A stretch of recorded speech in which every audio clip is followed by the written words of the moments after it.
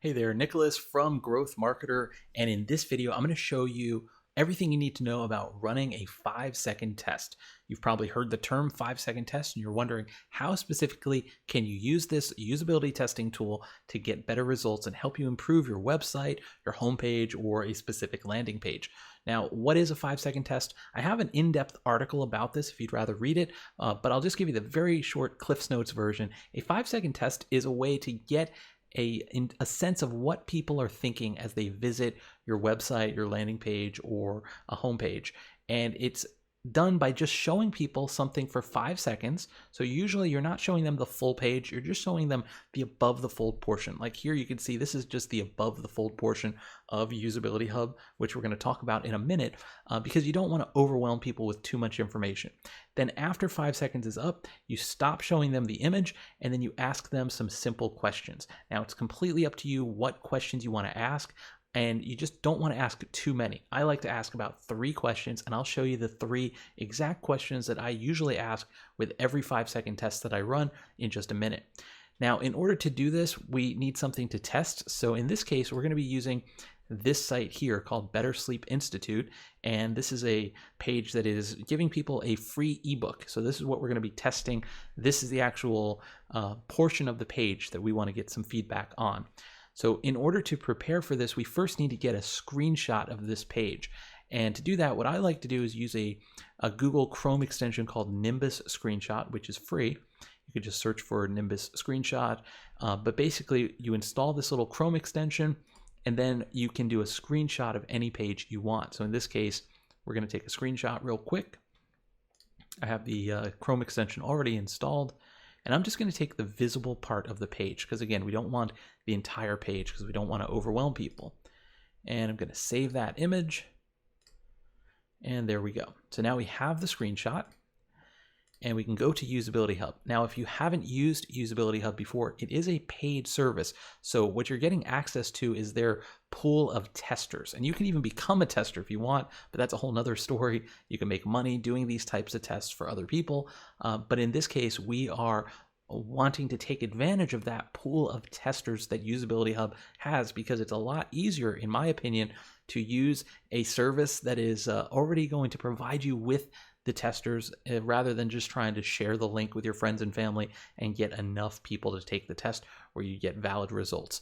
So it is a paid service. Keep that in mind. In terms of the pricing, they have a whole bunch of different pricing plans, and it's a bit confusing when you look at their pricing page because they have some that start at $50 per test, but then they have credits that you can buy. And so essentially it comes down to about $1 per response, right? But it does vary depending on the different types of tests you're running and how many questions you're asking. But for our purposes, let's say it's going to be about $1 per response. And it's up to you how many responses you want to get. Now, when I run a 5-second test, I'll usually do about 25 responses on the low end. If it's a very serious project, obviously the more data you collect, usually it's going to give you better results. But it is going to take more time to analyze and more time to collect that data as well. So keep that in mind. But it is a paid program. So let's set it up. Now, if you haven't used UsabilityHub, the first thing to do is to sign up. I've already done that. So next, I'm going to show you what happens after you've signed up and how you can actually set up the 5-second test in UsabilityHub. Okay, once you're in your dashboard of UsabilityHub, you want to create a new test by clicking on the green button.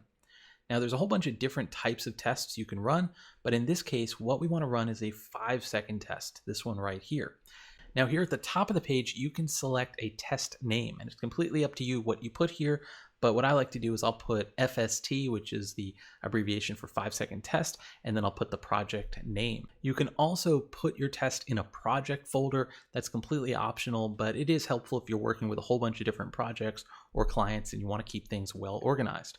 Now, as we scroll down the welcome screen, this is more of an advanced paid feature. I usually just leave it without doing anything there, so you could just skip it and just select 5-second test.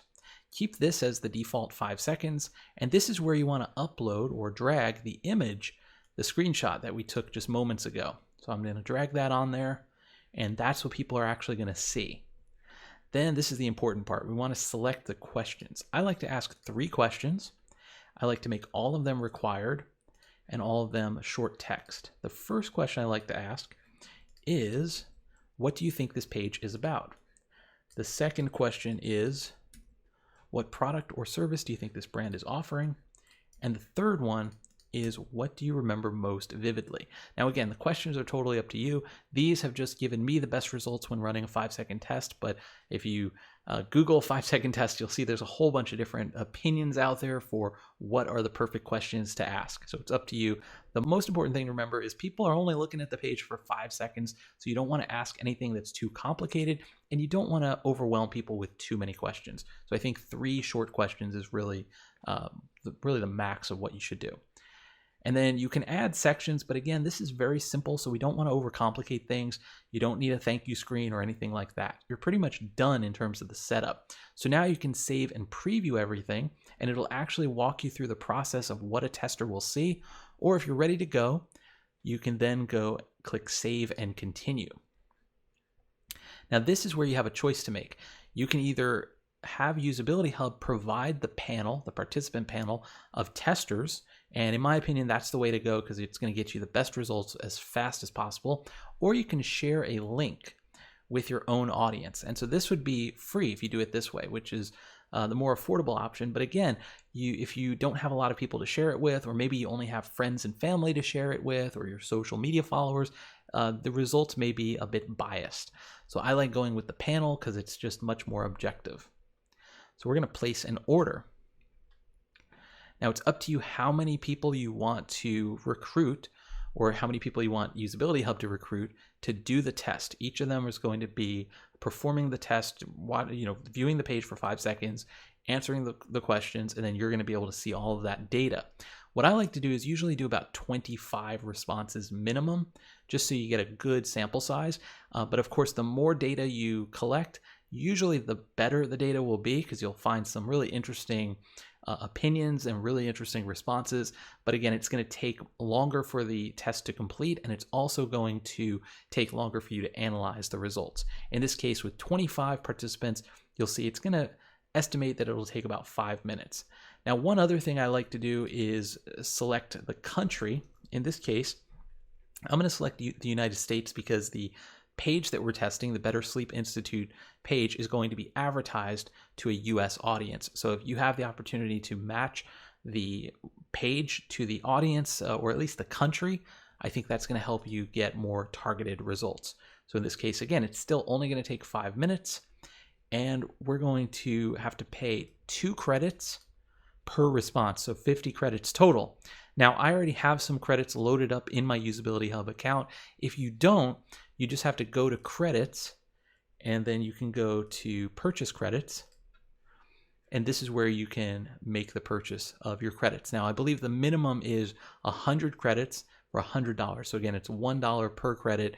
In our case, since we want to do 25 participants, each participant costs 2 credits, so it's going to be basically 50 credits or $50. So it's not cheap, but again, it can be very, very valuable in terms of the data that you're collecting. Okay, so we're just going to double check all of the settings here, make sure everything looks good. Again, there's a whole bunch of other demographic settings you can choose here: location, age, education, all that type of stuff. I usually like to leave it pretty broad, because if you choose too many of them, not only will it make it harder for UsabilityHub to find those participants, which is going to make it harder for the test to actually complete, but it could end up costing you more money as well. So we're going to submit this order, and there we go. The order has been placed, and we should start receiving responses any minute. So I'm going to come back after we have the responses, and we're going to look at the data.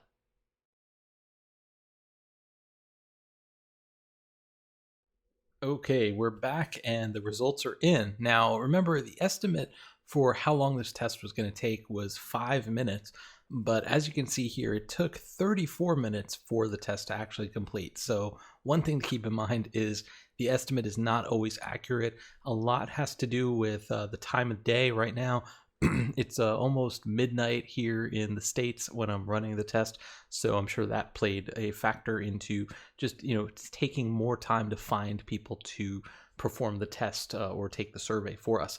But anyways, we have the 25 results in, so why don't we look at the results real quick.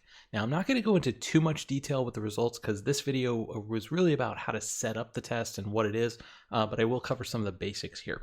So this is the results panel. You can see the total participants, the average duration for each participant. So people completed this in about 1 minute and 10 seconds. And you can also export all the data to a CSV file if you'd rather work with the data there.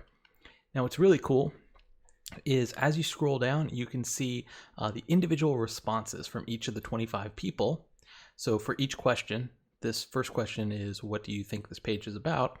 Remember, this is the page. It's an ebook about improving your sleep. So we're expecting answers to be related to getting better sleep, improving my sleep, an ebook about sleep, how to improve my sleep. That's what we're expecting. And so here we have ways to have a good sleep, sleep techniques. It's very clear and understanding. Sleep, a product to help you sleep, sleeping better. So I think already we can see that we're in the right ballpark in terms of the messaging. And this is a really good indication that the page that we built is on target, right? We want it to be clear within the first few seconds of what the page is about. And this 5-second test is helping us validate that. So really what you're looking for here is any outliers, anything that might stand out, like sleep aid. We're not really advertising anything that's like a medical sleep aid or anything like that. But I think for the most part, just looking through this real quick, here it says maybe it's selling mattresses. We're just making sure that we're in the ballpark in terms of the responses. Now, another cool thing you can do is you can click here to the word cloud. And what this is going to do is it's going to take all the words that people have entered in from all those 25 participants, and it's going to group them by the frequency of their usage. And it just gives you a good at-a-glance indication of what this response was from the collective group. And so if you're putting together a report for a client, I love to put in the word cloud because it just looks really cool. And you can quickly see that better sleep and sleeping were the main words that were mentioned. So we're definitely in the right ballpark in terms of that first question. Let's look at the second one real quick. What product or service do you think this brand is offering? Tips about sleep, improve sleep, buying new products, pillow or bed. This one, no idea. These are always the interesting responses. You don't want to see too many of these because then it means you're not being clear with your messaging. But again, we're going to have some outliers. People have only looked at the page for 5 seconds, so it's not going to be a perfect response from everybody. I believe it has tips and techniques for better sleeping. It might also provide products like pillows and mattresses that help clinically for better sleeping. So I like to look at the long answers too, because those are the folks that really put in some thought here. And so I've personally found that if someone leaves a really long answer, those are usually very, very insightful. And again, we can look at the word cloud for this one. And you can also tag it. I don't really use this as much, but I think the word cloud is probably my favorite feature.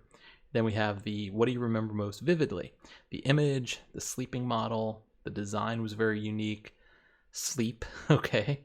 And again, going back to the book, you could see sleep is what stands out in terms of the words, because that's the biggest word. The picture stands out, maybe the headline, maybe the button.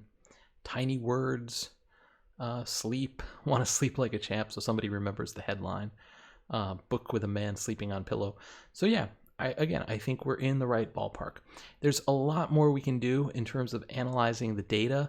We can sort it by gender, by age, by education level. There's a whole bunch of different ways you can manipulate and work with this data to put together a really robust idea of what people are getting out of this page. And again, it's going to differ based on the questions that you ask.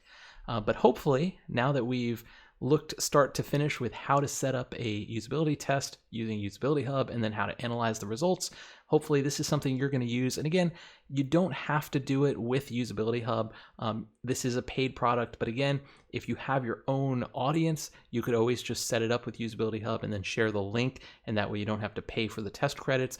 But I do think this is a really professional way to do this quickly, because yeah, it took about 30 minutes, but where else would I be able to get 25 people to take a very simple test and give these responses in just 25 minutes? So that's all for this video. If you enjoy this video and you want to learn more about growth marketing, I encourage you to hit that subscribe button because I will have more content in the future on this topic and on other growth marketing topics. Thanks again for watching. Take care.